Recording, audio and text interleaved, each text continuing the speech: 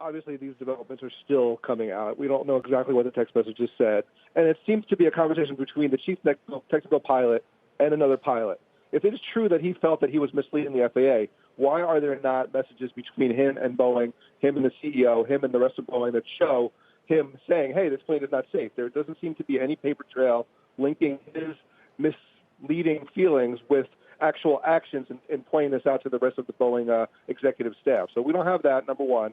And number two, as Phil rightly pointed out, this is a past backward look. We're assigning blame here.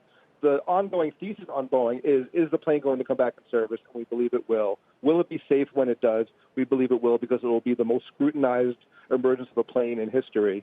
And will Boeing be able to normalize operations sometime next year, start moving deliveries, and start selling some of these planes again? And we think that they will. Jim, so we think fairness, the stock will eventually come back. The timeline has already slipped now to February, according to Southwest yesterday.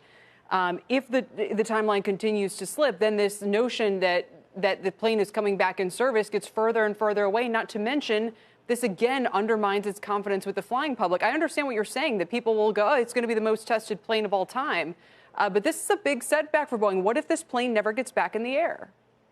Yeah, that's a completely different thesis. If the plane doesn't come back into the air, then we're talking about Boeing's existence, its ongoing operations. They have a huge billions of dollars tied up in development, in costs, in its backlog. All that would disappear. It would be a calamitous if the plane never comes back into service. But we reiterate that that's not something that we think is a possibility. Okay, Phil, one thing that Jim mentioned, he said, if this was true, why wasn't there a paper trail between this pilot and Boeing executives? Well, you know, the guy is exchanging clearly casual messages with a colleague. It's not clear he wanted or intended to alert people about what was going on here beyond just kind of half joking about it, frighteningly, with a colleague. All great questions, Kelly, which raises the bigger question when Dennis Muhlenberg goes to Capitol Hill now for 2 days, October 29th and October 30th. Will this chief technical pilot be subpoenaed by some of these committees to, hey, we want you to testify as well. We want to know who you told and why they didn't bring this further up the food chain in terms of alerting everybody that there's an issue with MCAS.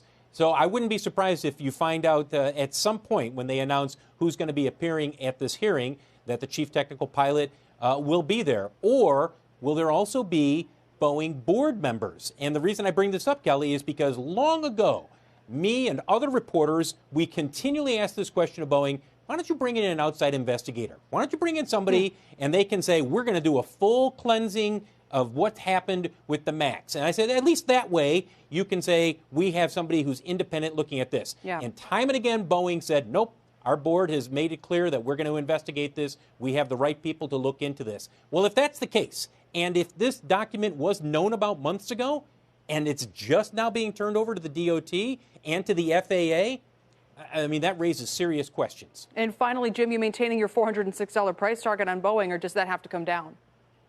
No, I think that this will normalize over time. Obviously, this is a backward look. This is about assigning blame. We think the most likely circumstance that comes out of this is maybe an increased fine for Boeing, as it has to acknowledge that mistakes were made in the MAX development.